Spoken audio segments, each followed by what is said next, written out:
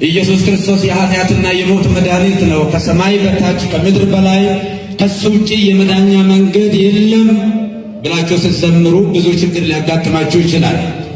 አሁን አስተሳሰባችንን መቀየር አለብን። ልጆቻችን እየጠፉ ከቤተ ክርስቲያን የተገፉትን መመለስ መሰብሰብ አለብን። ቤቱ ገፊ ነው።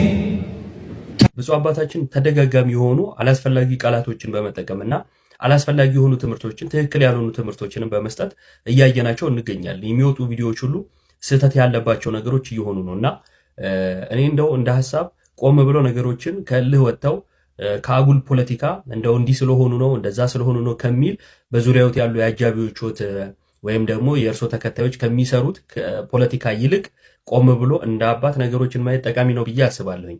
የመጀመሪያው ነገር ቤተክርስቲያን ገፊ እንደሆነች ቤቱ ገፊ ነው በሚል ቃል አጅበው ሲናገሩ ተመልክተናል። ሁለተኛ ጌታ ኢየሱስ ክርስቶስ ብቸኛ የኃጢአታችን ማስተሰሪያ እንደሆነ አዳኛችን እንደሆነ መናገር ወይም ደግሞ ከሱ ውጭ ሌላ አዳኝ እንደሌለ መናገር አደጋ እንዳለውና አስተሳሰባችን ራሱ መለወጥ እንዳለበት ይናገራሉ። የምርም እንደዚህ አይነት አመለካከት ያላቸው ግለሰቦች ካሉ ግለሰቦቹ ቢታረሙ ጥሩ ነው። ኢየሱስ ክርስቶስን እንዲህ ብሎ መናገር ስህተት አድርገው የሚያስቡ ካሉ እያሉ ያሉት ግን እንደ ቤተክርስቲያን ነው። ምክንያቱም ቤቱ ገፊ ነው እያሉ ስለሆነ ማለት ነውና በጣም ከትልቅ ይቅርታ ጋር ብፁዕ አባታችን ግለሰቡን ለማስደሰት የሄዱበት ርቀት እንደሆነ ይሰማኛል። አንደኛ በአውደ ምህረት ሲሰብኩና በዛ አዳራሽ ሲሰብኩ ልዩነት አየው። ከዚህ በፊት በነበረ ቪዲዮ ላይ ዕፀ ሕይወት እንደምትባል ሁሉ ሰብከው ነበረ ታቦት በቆመበት በቤተክርስቲያን አውደ ምህረት። በአዳራሹ ስንሰማውት ደግሞ ማርያም ቤዛ መባሏ ራሱ ጥያቄ ምልክት ውስጥ እንደሚገባቦት የሚያሳይ ነገር ተናግረዋል። መባል የለባትም በሚል ድምዳሜ ማለት ነው። በሰጡት መግለጫ ደግሞ በጣም አስቂኝ ነገር ነው ያየነው። አንደኛ እኔ እንደው ስለሌላ ነገር ለማውራት ጊዜም የለኝም፣ ስለ ጫማ ስለምናምን ለማውራት ጊዜ የለኝም፣ ቤዛ ስለሚባለው ትርጉም ማለት ነው። ስለ ትልቁ ስለ ኢየሱስ ክርስቶስ ቤዛነት ትንሣኤ መናገር ነበር የፈለግኩት አሉ። ታዲያ መዝሙሩን ለምን አነሱት? ስለ እመቤታችን የተዘመረውን መዝሙር አንስቶ ማርያም ቤዛ አትባልም የሚለውን ነገር ለምን አመጡት? ስለዚህ መግለጫ የ15 ደቂቃ መግለጫ የሚመስል ነገር ተናግረዋል። ፍሬ አላየሁበት። ኢየሱስ ቤዛ ነው ብሎ ለመስበክ ማርያም ቤዛ አይደለችም የሚልን ቃል መናገር አስፈላጊ አልነበረም። የጌታ ኢየሱስ ክርስቶስ ቤዛነት በማርያም ቤዛ አለመሆን የሚተካከል ነገር አይደለም። ሲጀመርም ትርጉሙ እንደዛ አይደለም። ለኢየሱስ በተሰጠው ትርጉም ነው ድንግል ማርያም ቤዛ የተባለችው የሚል ምንም አይነት ትርጉም ሰተን አናውቅም። ቤተክርስቲያን እንዲህ አይነት ነገር ስታስተምር አልሰማንም። እነዛ አስመስለው ለተናገሩት ነው ስህተት ነው የተባለውና እሱን ከማረም ይልቅ ዝም ማስቢያ በሚመስል መልኩ ለራሱ ለኢየሱስም ቤዛ ሆነች ብለው ተናግረው የጠበቅነውን ነገር ሳናገኝ አልፏል። ዓላማ ያለው ይመስላል የዛሬውን ፕሮግራም ወይም የዛሬውን የአባቶች ስብሰባ ጫን ያለ እንዳይሆን የሚመስል ነገር ለማድረግ ማለት ነውና በጣም የሚያሳዝን ነገር ነው። እኔ ቆም ብሎ ማሰብ እንደ አባት ያስፈልጋል። እኛም እንደ ልጅ ሐሳባችንን ስናጋራ ሌላ የፖለቲካ መልክ ከመስጠት ጦርነት ለመቀስቀስ የሚመሳሰሉ ነገሮችን ከመናገር ቆጠብ ባለ መልኩ ቆም ብሎ ቤተክርስቲያንን ማሰብ ተገቢ ነው እላለሁ። ፍኖተ ጽድቅ ላይ ግን አሁንም በደንብ ማጣራት በደንብ ነገሮችን ማየት ያስፈልጋል። ብፁዓን አባቶቻችን ሀብት ረጋፊ ነው። የትኛውም ሚዲያችን በብዙ ቢሊዮን ቢደገፍ እንኳን ምዕመናንን ከስር ከስር የሚሰልብ ማህበር ከሆነ አላስፈላጊ ነው። ሚዲያ ሳድሶ ምዕመናንን የሚሰርቀን ከሆነ ትምህርታችንን የሚበርስ ከሆነ ሚዲያውን ሊወስደው ይችላል። ድጋፉ ቀርቶ ከነ ሊወስደው ይችላል።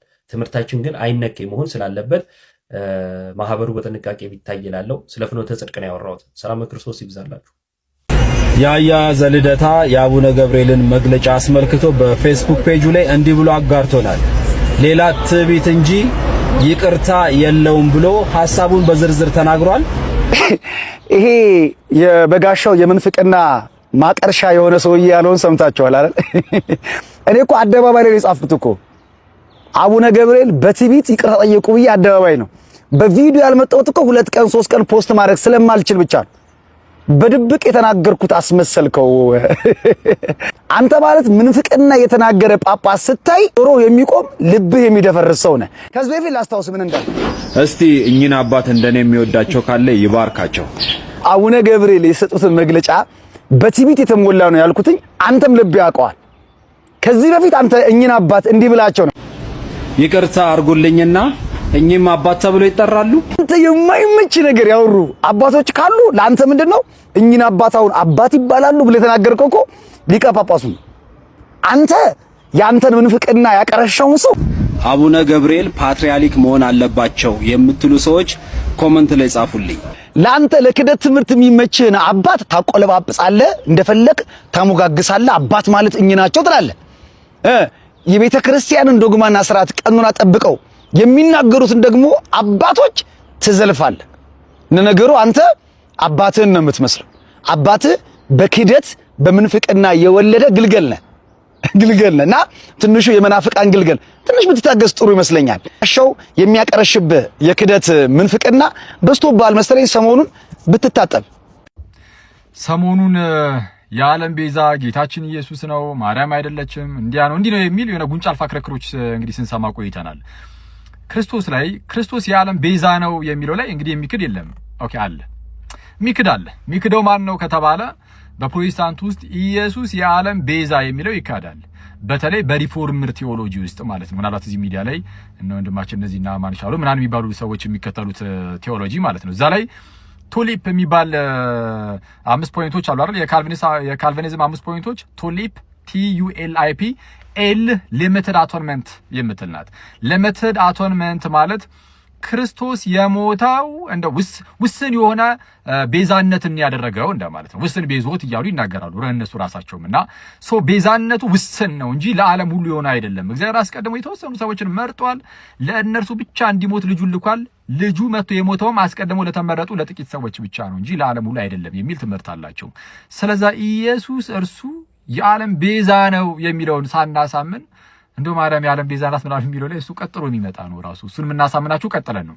አሁን የምናሳምናችሁ በቅርቡ ምን የሚለውን ነው? ኢየሱስ የዓለም ቤዛ ነው የሚለውን ነው። ይቆየን። ለአቡነ ገብርኤል ደግሞ ጸሎታችንን ማድረግ እንዳትረሱ። ምክንያቱም ይቅርታ እንዳይጠይቁ እንዳያስተባብሉ፣ በዚህ እውነት ጸንቶ እስከ መጨረሻ ድረስ እንዲታገሉ በፍጹም የዋህነትና በፍጹም ቅንነት ያዘኑ የተከዙ በዚህ ጉዳይ ላይ እንዴት ያሉ የዋሃንና ንጹሃን ቅዱሳን ምእመናንን ከልብ ይቅርታ ጠይቃለሁ። ቤተክርስቲያንም ደግሞ በዚህ ጉዳይ ስሟ በመነሳቷ ታላቋ ቤተክርስቲያን ይቅርታ ልጠይቃት እወዳለሁ። የእመቤታችን የቅድስት ድንግል ማርያም ቤዛነት የሚጀምረው እንደ ፈጣሪ ባይሆን ለምሳሌ ሙሴን ለፈርዖን አምላክ አድርጌ እሰጥሃለሁ አስነሳለሁ ለፈርዖን ቢለውም ሙሴ የባህሪ አምላክ ሆነ ማለት አይደለም። እዚሁም አማልክት ዘበጸጋ የሚባሉ አሉ። የጸጋ አማልክት ናቸው እንጂ የባህሪ አምላክ አይደሉም። እመቤታችን ቅድስት ድንግል ማርያም ቤዛዊተ ዓለም ብንላትም በእናትነቷ ሰማይና ምድር የማይወስነውን ልጅ ወልዳ በመስጠቷ ቤዛዊተ ዓለም እንላታለን እንጂ የጌታችን የአምላካችን የመድኃኒታችን የኢየሱስ ክርስቶስን የቀራንዮ የመስቀል ላይ ቤዛነትን ትተካለች ብለን አይደለም። አንዳንድ ጊዜ የኛ ቤተ ክርስቲያንም እንደ ፕሮቴስታንት መስላችኋለች መሰለኝ። በነገራችን ላይ የስተት ትምህርትን አቅፎ ተቻችሎ መሄድ የፕሮቴስታንት እንጂ የኛ ቤተ ክርስቲያን የጌታ ቤተ ክርስቲያን ባህሪ አይደለም። ሰው በእኛ ቤተ ክርስቲያን ሊሳሳት ይችላል። የተሳሳተው ደግሞ የአስተምህሮ ስተት ከሆነ ይቅርታ ይጠይቃል። ካልጠየቀ ደግሞ ከቤተ ክርስቲያን ይለያል እንጂ ስህተትን ይዞ እንደው ምንም ይቅርታ ሳይጠይቅ ምናምን ልክ እንደ ፕሮቴስታንት ተቻችሎ መኖር የሚባል ነገር የለም። አንተ እንዳልከውም አባታችን ይቅርታ ሳይጠይቁ አልቀሩም። ይሄው ይቅርታ ጠይቋል። ይቅርታ የጠየቁትም ግን ስለ ነገረ ክርስቶስ ኢየሱስ ስላስተማሩ ጉዳይ አይደለም። ኢየሱስ ክርስቶስ የዓለም ሁሉ ቤዛ ነው፣ እርሱ ለሰው ልጆች ሁሉ የተሰጠ ብቸኛ ቤዛ ነው ስላሉትም ትምህርት አይደለም። ይልቁንም ደግሞ ማርያም ከምንም አንጻር ቤዛ አትባልም የሚል አይነት አገላለጽ ነበረው ቪዲዮ ላይ። ለዛ አገላለጻቸውን ይቅርታ የጠየቁት ምክንያቱም መጽሐፍ ቅዱስ ላይ ሙሴ ቤዛ የተባለበት አንግልን እያለ ኢየሱስ ብቻ ነው ቤዛ፣ ሙሴ ከምንም አንጻር ቤዛ አይባልም ብትል አንተን ሮንግ። እንደዚህ ያለው ሰው ሮንግ ነው፣ ከመጽሐፍ ቅዱስ አንጻር ተሳስቷል። እሳቸውም ማርያም ከምንም አንጻር ቤዛ አትባልም የሚል አይነት ሐሳብ ያለው ቪዲዮ ነበር ያስተላለፉት። ሰው ከዛ አንጻር የተረዳችሁኝ ካላችሁ ስህተት ነው። የማርያምን ቤዛነት አምናለሁ፣ ማርያም ቤዛዊተ ዓለም እንደምትባል አምናለሁ። ነገር ግን ዛሬ እያስተማርኩኝ የነበረው እንደ ክርስቶስ ኢየሱስ ለሰው ልጆች ሁሉ ተላልፈ የተሰጠ ማርያምን ብትሆን ለሰው ልጆች ሁሉ ተላልፋ ስለተሰጠች አይደለም ቤዛ የምትባለው። ስለዚህ ከዚህ አንጻር የተረዳችሁኝ ካላችሁ ይቅርታ ብለው ራሳቸው ይቅርታ ጠይቀዋል። በነገራችን ላይ የኢየሱስ ክርስቶስ ለሰው ልጆች ሁሉ ብቸኛ ቤዛ መሆኑ ከኛ ከክርስቲያኖች ይልቅ የሚያስፈልገው ይህ ትምህርት ለፕሮቴስታንቱ ነው። ምክንያቱም በእኛ ቤተክርስቲያን ኢየሱስ ክርስቶስ ለሰው ልጆች ሁሉ ቤዛ እንደሆነ የማያምን አንድም ክርስቲያን የለም። በፕሮቴስታንት ግን ሊሚትድ አቶነመንትን የሚያምን እጅግ በጣም በርካታ ህዝብ አለ። ሊሚትድ አቶነመንት የኦርቶዶክስ ሳይሆን የፕሮቴስታንት አስተምህሮ ነው። ውስን ቤዛዎት ኢየሱስ ክርስቶስ ለሰው ልጆች ሁሉ ቤዛ አይደለም፣ ለተወሰኑት ለጥቂቶች ብቻ ነው መጥቶ ቤዛ የሆነው የሞተው የሚለው የኦርቶዶክስ ሳይሆን የፕሮቴስታንት አስተምህሮ ነው። ስለዚህ መጀመሪያ ያንን ከፕሮቴስታንት ውስጥ አውጡት። ሊሚትድ አቶነመንት የሚለውን የካልቪኒዝም አስተምህሮ ከመካከላችሁ መጀመሪያ አስወግዱ። ጌታ ኢየሱስ ክርስቶስ ለሰው ልጆች ሁሉ ቤዛ እንደሆነ ቤዛነቱም ደግሞ በመስቀል ላይ ራሱን አሳልፎ በመስጠቱ እንደሆነ በእንደዚህ አይነት ቤዛነት ደግሞ ማንም ከጌታ ጋር ቤዛ የሚባል እንደሌለ ድንግል ማርያምን ብትሆን ስለ ሌሎች ተላልፋ ከመሰጠቷ አንፃር ቤዛ እንዳልተባለች ቤተክርስቲያናችንም እኛ ክርስቲያኖች ሁላችንም እናምናለን። ማርያም ቤዛ ተብላ ስትጠራ በፍጹም ከዚህ አንፃር አይደለም። ሰው እንደዚህ አይነት የሐሰት ሙግታችሁን ምናምን ቢቀርባችሁና እውነት ወደ ጌታ ቤተክርስቲያን ብትመጡ ጥሩ ነው። ኑፋቄን የስተት ትምህርትን አሽጎ እንደሚሄደው ምንም ይቅርታ ሳይባባሉ አንዱ ሲያወግዘው ራሱ መልሶ ያወገዘውን እየተወጋገዘ የሚቀጥልበት ይሄ እረኛ የሌለው ቤት አይደለም። የኛ ቤተክርስቲያን እረኛ ያለው ከመንፈስ ቅዱስ የተሾሙ እረኞች ለመንጋው የሚጨነቁና የሚጠነቀቁ እረኞች ያሉበት ቤተክርስቲያን ነው። ከነዛ እረኞች መካከልም ስለሆኑ ደግሞ ይሄው በስተት ለተረዷቸው ሰዎች ይቅርታ ጠይቋል። ለዛ አገላለጻቸው ሰላም ክርስቶስ ይብዛላችሁ። አልመለስም ፈጽሜ ወደ ተረት አልመለስም። ፈጽሜ የእግዚአብሔር እውነት ወደ ሌለበት ህብረት አልመለስም። ፈጽሜ ቃሉ ወደማይለው አልመለስም። ምክንያቱም ይሄ መጽሐፍ የሚለኝ የዓለም ቤዛ ስለኔ ኃጢአት የተሰዋልኝ የእግዚአብሔር ልጅ ኢየሱስ ክርስቶስ እንደሆነ ይነግረኛል። አዎ አትደንግጡ። የእግዚአብሔር ልጅ ኢየሱስ ቤዛችን ነው። ተቤዥቶናል። ኃጢአታችንን ወስዶልናል። በነፃ እንድንድን አድርጎናል። የዘላለምን ህይወት አውርሶናል። አትደንግጡ። የዓለም ቤዛ ኢየሱስ ስለሆነ ይህንን ንጹህ ወንጌል ካስተማሩት አባት ጋርም ይህንን እውነት ከሚቀበሉ ጋር ሁሉ አብረንን አንመለስም። ኦርቶዶክስ ናት ተረት ኢየሱስ ለዓለም ቤዛ እንደሆነ ከየት ነው ቀድሞስ የሰማሽው? ይህ በራሳችሁ አረዳድ ብቻ የምትተረጉሙትን መጽሐፍ ቅዱስ ከየት ነው ያመጣሽው? ኢየሱስ ክርስቶስ እኮ የድንግል ማርያም ልጅ ጉልህ ሆኖ የሚገኘው ተዋሕዶ ቤት ነው። የትኛው መጽሐፍ ነው የዓለም ቤዛ ስለ ሰዎች ልጆች የተሰዋ ከኢየሱስ ክርስቶስ ውጭ ሌላ ነው የሚለው? ቅድስት ቤተክርስቲያን እኮ በአጭር ቃል የኢየሱስ ክርስቶስ አካል ስትሆን አማንያኗ ደግሞ የተለያዩ የአካል ክፍሎቿ ናቸው። ቤተክርስቲያን ባለቤቷና መስራቿ እግዚአብሔር ሲሆን ከእግዚአብሔር ጋር መንፈሳዊ ህብረትና ግንኙነት ያላቸው መንፈሳዊያን አንድነትና ጉባኤ ናት።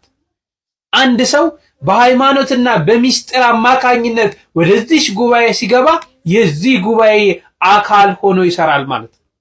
ሐዋርያው እኮ ወደ ልጁ ወደ ጌታችን ወደ ኢየሱስ ክርስቶስ ህብረት የጠራችሁ እግዚአብሔር የታመነ ነው በማለት ያስረዳው ለዚህ እኮ ነው። ከእንግዲህ ወዲህ ከቅዱሳን ጋር ባለጋሮችና የእግዚአብሔር ቤተሰቦች ናችሁ እንጂ እንግዶችና መጻተኞች አይደላችሁም የሚለው ቃል እኮ ይህ የቤተ ክርስቲያንን መንፈሳዊ ሐሳብ ያሳያል። ወደዚህ ህብረት ነው ማትመለሹ። እግዚአብሔር የመሰረታት ጉባኤ ማህበር ቀዳማዊት ናት እኮ ይህች ቤተክርስቲያን። አስቀድመ የፈጠርካት ማህበርን አስብ ያለው ለዚህ ነው በመዝሙረኛው ዳዊት። የቤተክርስቲያን የአንድነቷ መሰረት ሃይማኖት ነው። ይህ ሃይማኖት ደግሞ ከእግዚአብሔር የተሰጠ አንድና ብቸኛ ነው። ሐዋርያው ምን ይላል? ብዘገይ ግን በእግዚአብሔር ማደሪያ ቤት እንዴት መኖር እንደሚገባ ታውቅ ዘንድ ጽፍልሃለሁ። ቤቱም የእውነት አምድና መሰረት ያው እግዚአብሔር ቤተክርስቲያን ነው ያለው እኮ ለዚህ ነው።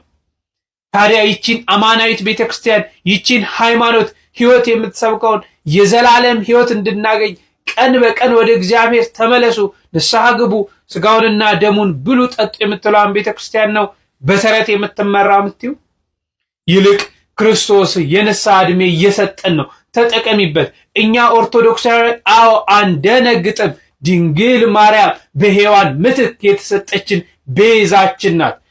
የሁለት ወሩ ጾም ገደል ገባ ማለት ይሄ አይደለም? ይሄንን ቪዲዮ ተመልከቱት። እስከዛ በደንብ አድርጋችሁ ኮፒ ሊንክ እና ሼር አድርጉ።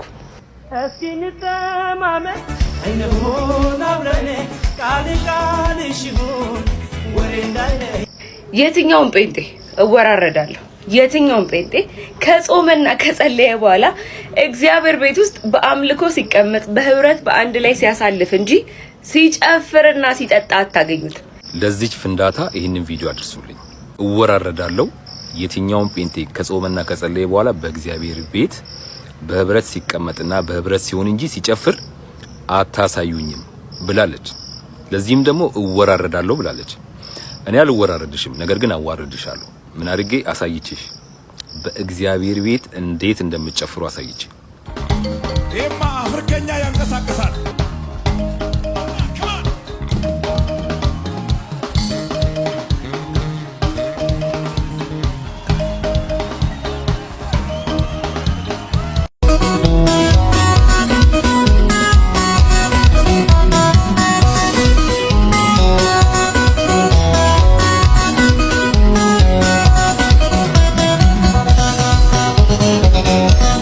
እሺ ይበቃል። ከዚህ በላይ ውርደታችሁን ማሳየት አልፈልግም። ምክንያቱም እናንተ ባታፍሩበትም እኛን ስለሚያሳፍር ማለት ነው። ይልቅ እኔ የምልሽ የትኛው የጭፈራ ስልት ነው በእናንተ ቸርች ላይ ያልተጨፈረበት የጭፈራ ስልት የትኛው ነው? እስቲ ንገሪ። ከሀገር ውስጥ ብናይ ወላይትኛው አልቀራችሁ፣ ጉራጌኛው አልቀራችሁ፣ ትግረኛው አልቀራችሁ፣ ኦሮሚኛው አልቀራችሁ። ወደ አፍሪካው ስንሄድ አፍሮቢቱ አልቀራችሁ፣ ወጣ ስንል ደግሞ ሳልሳው አልቀራችሁ። የትኛው የጭፈራ ስልት ነው በእናንተ ቸርች ውስጥ ያልተጨፈረበት የጭፈራ ስልት? ሌላው አንቺ ምን ያህል ጻድቅና ንጹህ ብትሆኚ ነው እህቶችሽን ኃጢያተኛ ብለሽ ፎቶአቸውን አስቀምጠሽ እንደዚህ አይነት ቪዲዮ ለመስራት የበቃሽው? ምን ያህል ጻድቅ ብትሆኚ ነው? ልክ እንዳንቺ አይነቶቹ መጽሐፍ ቅዱስ ላይ ካነበብሽ ማለት ነው ያቺን ሴት ዘማዊና ኃጢያተኛ ብለው በድንጋይ ሊወግሩ ሲመጡ ኢየሱስ ክርስቶስ ምንድነው ያላቸው? ከናንተ ውስጥ ኃጢያት የሌለበት ቢኖር የመጀመሪያውን ድንጋይ በዚህ ሴት ላይ ይጣል አለ። የኔት ዛሬም ኢየሱስ ክርስቶስ መጥቶ እህቶችሽን ኃጢያተኛ ከማለትሽ በፊት የራስሽን ኃጢያት አስቢ እንዲልሽ አትጠብቂ። በመጨረሻም ምንም በሃይማኖት ብንለያይ ማለት ነው ባንቺና በመሰሎችሽ ፍንዳታዎች የፕሮቴስታንት ወንጌል መወከሉ ሁሌም ይገርመኛል። ምክንያቱም በመንፈሳዊ ዕውቀታቸውም በእድሜያቸውም በሰል ያሉ ልክ እንደነ አማን ሻሎም አይነቶች ማለት ነው በእምነት ባልመስለውም ምንም በመጽሐፍ ቅዱስ አረዳዳችን ብንለያይም ነገር ግን ቢያንስ ዕውቀት ያለው ትትና ያለው ልጅ ነው። በእድሜም የበሰለ በመንፈሳዊ ዕውቀቱም የበሰለ ቁጭ ብሎ ዲቤት ማድረግ የሚችል ዕውቀት ያለው ልጅ ነው። እንደነዚህ አይነት ልጆች እያሉ እንዳንቺና ልክ ፎቶ ላይ እንደምትመለከቱት አይነቶች ባሉ ፍንዳታዎች በእድሜም በመንፈሳዊ ዕውቀትም እንጭጮች በሆናችሁ ልጆች የፕሮቴስታንት እምነት ወንጌል መወከሉ ሁሌም ያሳዝነኛል። ይህንን ቪዲዮ ላይክ፣ ሼር፣ ሪፖስት ያደርጋችሁ አድርሱልኝ። አመሰግናለሁ።